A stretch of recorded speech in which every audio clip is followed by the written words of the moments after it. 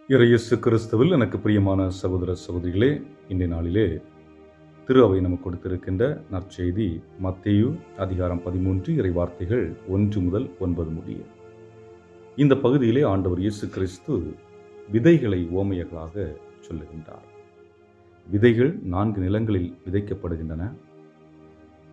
எப்படி அது விளைச்சலை கொடுக்கிறது என்பதை மையப்படுத்தும் விதமாக இன்றைய நற்செய்தி அமைந்திருக்கின்றது. ஆகவே முதலில் நற்செய்திக்கு செவிமடுப்போம். அதன் பின்பு சிந்தித்தவர்களாக இறுதியாக ஜெபத்துடன் நாம் முடித்துக் கொள்வோம். நற்செய்தி வாசிப்பதற்கு முன்பாக புனித ஜான் கிறிசோஸ்டம் சொல்லுகின்ற ஒரு வார்த்தையை செவி கொடுப்போம். ஒரே மாதிரியான விதை, ஆனால் விதைக்கும் மண்ணின் தன்மையில் வேறுபாடு உள்ளது. கேட்கின்றவர்களின் நிலையை பொறுத்துதான் அதன் பலன் உள்ளது என்று சொல்லுகின்றார். இப்பொழுது நாம் நற்செய்திக்குள் செல்வோம். மத்தேயு 13 அதிகாரம் 1 முதல் 9 முடிய. அக்காலத்தில் இயேசு வீட்டிற்கு வெளியே சென்று கடலோரத்தில் அமர்ந்தார். மக்கள் பெருந்திரளாய் அவரிடம் ஒன்று கூடி வந்தனர். ஆகவே அவர் படகில் ஏறி அமர்ந்தார். திரண்டிருந்த மக்கள் அனைவரும் கடற்கரையில் நின்று கொண்டிருந்தனர். அவர் உவமைகள் வாயிலாக பலவற்றை குறித்து அவர்களோடு பேசினார். விதைப்பவர் ஒருவர் விதைக்கச் சென்றார். அவர் விதைக்கும் பொழுது சில விதைகள் வழியோரம் விழுந்தன. பறவைகள் வந்து அவற்றை விழுங்கிவிட்டன. வேறு சில விதைகள் மிகுதியான மண் இல்லாத பாறை பகுதிகளில் விழுந்தன. அங்கே மண் ஆழமாக இல்லாததால் அவை விரைவில் முளைத்தன. ஆனால் கதிரவன் மேலே எழ அவை காய்ந்து வேர் இல்லாமையால் கருகி போயின. மற்றும் சில விதைகள் முட்செடிகளின் இடையே விழுந்தன. முட்செடிகள் வளர்ந்து அவற்றை நெருக்கிவிட்டன. ஆனால் இன்னும் சில விதைகள் நல்ல நிலத்தில் விழுந்தன. அவற்றுள் சில 100 மடங்காகவும், சில 60 மடங்காகவும், சில 30 மடங்காகவும் விளைச்சலை கொடுத்தன. கேட்கச் செவி உள்ளோர் கேட்கட்டும் என்றார். ஆண்டவரின் அருள்வாக்கு. இறைவா உமக்கு நன்றி. அன்புமிக்கவர்களே, 4 நிலைகளில் விழுந்த விதைகள். இந்த விதைகள் என்று சொல்லுகின்ற வார்த்தையை நாம் இறை வார்த்தை என்று எடுத்துக்கொள்ளலாம். இந்த இறை வார்த்தை நம்முடைய இதயத்தில் விதைக்கப்படுகின்றன. எந்தெந்த சூழலில் விதைக்கப்படுகிறது, அதனுடைய பலன் என்ன என்பதை நாம் பார்க்க போகின்றோம். முதலில் வழியோரம் விழுந்த விதை. வழியோரம் விழுந்த விதை என்று சொல்லுகின்ற பொழுது அதை பறவைகள் வந்து கொத்தி தின்னு விடுகின்றன. காரணம் என்னவென்றால் அங்கு முளைப்பதற்கே வாய்ப்பில்லாமல் போகிறது. இதை நம்முடைய இன்றைய வாழ்வில் ஒப்புமைப்படுத்தி பார்த்தோம் என்றால், இன்று அலைபேசிக்கும் இன்டர்நெட் சமூக ஊடகங்களுக்கும் அடிமைகளாக இருக்கின்ற மக்களை இது சார்ந்ததாக இருக்கின்றது. காரணம் என்னவென்றால், இவர்கள் தொடர்ந்து அதை பார்த்து கொண்டே இருக்கின்றார்கள். எடுத்துக்காட்டு யூடியூப் என்றால் ஷார்ட்ஸ், இன்ஸ்டாகிராமில் ஷார்ட்ஸ் போன்ற ரீல்ஸ் போன்றவற்றை பார்த்து கொண்டிருப்பதனால் இவர்கள் சிந்திப்பதற்கு எதுவும் இல்லை. இவர்கள் சிந்தனைக்கு முக்கியத்துவம் கொடுப்பதில்லை. மாறாக அதை அப்படியே பார்த்து கொண்டே இருப்பதற்கு அடிமையாகி விடுகின்றார்கள். ஆக தொடர்ந்து இவர்களுக்கு கவன சிதறல்கள் ஏற்படுகிறது. ஒன்று ஸ்திரமாக ஒன்றை ஒரு எண்ணத்தில் நிலைத்து நிற்க முடியாத ஒரு நிலை ஏற்படுவதை பார்க்கின்றோம். இன்னொரு அடிப்படை உளவியல் ரீதியாக சிந்தித்து பார்த்தோம் என்றால் டிஃபென்ஸ் மெக்கானிசம். இவர்களுடைய வாழ்விலே ஏதாவது ஒரு நிகழ்வு நடந்திருக்கும். அந்த நிகழ்வு ஏற்பட்டதனால் இவர்கள் மற்றவற்றின் மீது நம்பிக்கை கொள்ள தயங்குவார்கள்.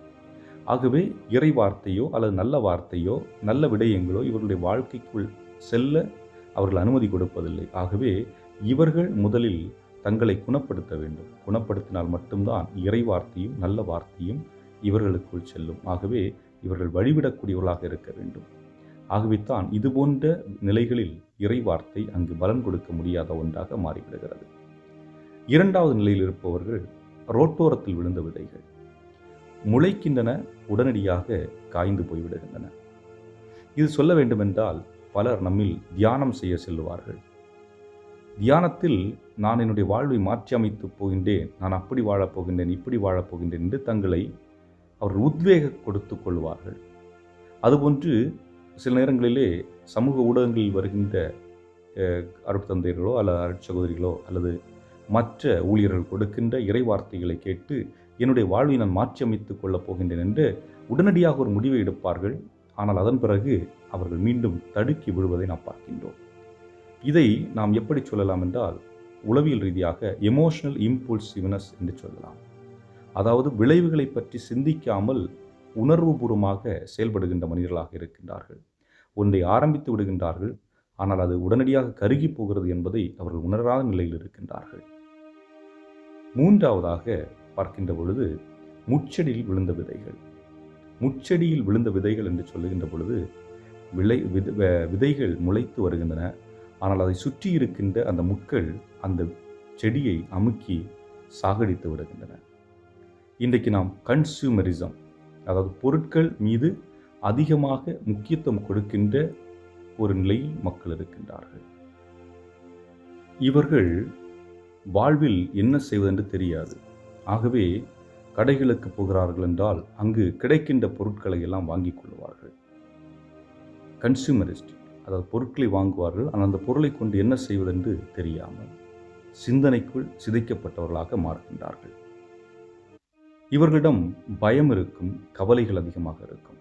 ஆகவே ஏதாவது ஒரு நல்ல காரியம் செய்ய வேண்டும் என்று எண்ணினாலும் அவர்களிடம் இருக்கிற அந்த பயமும் கவலையும் அவர்களை வளர விடாது. அதுபோன்று தேவையற்ற ஆசைகள், கம்ஃபர்ட் ஜோன், நான் அப்படி இருக்க வேண்டும் இப்படி இருக்க வேண்டும் என்று தன் நிலையை அறியாத ஒரு சூழலிலே அவர்கள் முச்செடிக்குள் சிக்குண்ட செடிகளாக மாறுகின்றார்கள். இங்கே இறைவார்த்தை உள்ளே வந்தாலும் மனிதனிடம் இருக்கின்ற ஆசைகள், அவனிடம் இருக்கின்ற மாய எண்ணங்கள் அவனை அழித்து விடுகின்றன என்பதை பார்க்க முடிகிறது.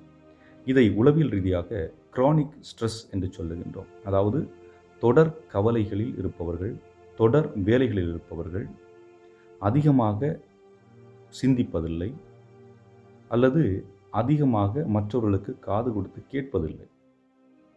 ஆக அதிக சிந்தனைகளும் அதிகமாக செவிமடுத்தலும் இல்லாத நிலையிலே அந்த உறவுகளும் பாதிக்கப்படலாம், தொழிலும் பாதிக்கப்படலாம், இன்னும் பல நிலைகள் அவர்கள் பாதிப்பை ஏற்படுத்தும் என்பதை இந்த நிலை காட்டுகின்றது. முச்செடியில் விதைக்கப்பட்ட விதை, இறுதியாக நல்ல நிலத்தில் விழுந்த விதைகள்.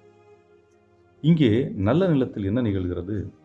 இறைவார்த்தையை வாசிக்கின்றார்கள், தியானிக்கின்றார்கள், அதை செவி கொடுக்கின்றார்கள், தியானிக்கின்றார்கள், அதன்படி வாழ முற்படுகின்றார்கள். இன்னொன்று சொல்லப்போனால் இவ்வாறு வாழுகின்ற பொழுது அவருடைய வாழ்விலே அமைதி, சந்தோஷம், மகிழ்ச்சி, இன்பம் இவைகள் இருக்கின்றன. ஆனால் இதை உளவியல் ரீதியாக பார்க்கின்ற பொழுது எமோஷனல் மெச்சூரிட்டி, அதுபோன்று சுய அறிவுள்ளவர், செல்ஃப் அவேர்னஸ் உள்ளவர்களாக இருக்கின்றார்கள். இன்டர்னல் சைலன்ஸ், இன்டீரியர் சைலன்ஸ் உள்ளவர்களாக இருக்கின்றார்கள். தங்களுக்குள் அமைதி கொண்டவர்களாக இருக்கின்றார்கள். ஆக நல்ல நிலத்தில் விழுந்த விதைகளாக நாம் மாற வேண்டும் என்றால் முதலில் நாம் என்ன செய்ய வேண்டும்? சமூக ஊடகங்களுக்கு கொடுக்க வேண்டிய முக்கியத்துவத்தை தவிர மற்ற தேவையற்ற முக்கியத்துவம் கொடுக்க வேண்டிய அவசியம் இல்லை. நான் எதை செய்தாலும் 2 முறை யோசித்து செய்யக்கூடியதாக இருக்க வேண்டும். அதுபோன்று நான் என்னுடைய குடும்பத்திற்கு நேரம் ஒதுக்கக்கூடியவராக, இறைவனுக்கு நேரம் ஒதுக்கி செலவிடக்கூடியவராக இருக்க வேண்டும். காரணம், புனித அவிலத்தரசம்மாள் சொல்லுகின்றார்கள், ஜெபம் என்பது கடவுளுக்கும் எனக்கும் ஏற்படுகின்ற ஒரு நட்புறவு. நட்புறவை உருவாக்குவது எளிதல்ல, கடினம்தான். ஆனால் நிச்சயமாக உருவாக்க முடியும் என்பதுதான் இதன் மூலம் நமக்கு வெளிப்படுத்துகின்றார். ஆகவே அன்புக்குரியவரை சிந்தித்து பார்க்க, என்னுடைய இதயம் எந்த நிலத்தை போன்றிருக்கிறது? இறைவார்த்தையை உள்வாங்கி தியானித்து அதன் அடிப்படையில் வாழ்வதற்குரிய நிலமாக இருக்கிறதா? பண்படுத்தப்பட்ட நிலமாக இருக்கிறதா? அல்லது பாதிப்புக்குள்ளான நிலமாக இருக்கிறதா என்று சிந்தித்தவர்களாக தொடர்ந்து நம்முடைய வாழ்வில் மாற்றத்தை கொண்டு வர முற்படுவோம். என்றும் வாழும் எல்லாம் வல்ல இறைவா, உம்மை போற்றுகின்றோம், உம்மை புகழ்கின்றோம், உம்மை ஆராதிக்கின்றோம், உமக்கு நன்றி செலுத்துகின்றோம். இந்த நாளிலே நாங்கள் ஆண்டவர் இயேசு கிறிஸ்து எங்களுக்கு கொடுத்த உவமையில் நாங்கள் நல்ல நிலத்தில் விதைக்கப்பட்ட விதைகளாக, அதுபோன்று எங்களுடைய உள்ளமானது நல்ல நிலம் நல்ல விதைகள் விதைக்கப்படுகின்ற இடமாக மாறக்கூடிய ஆற்றலையும்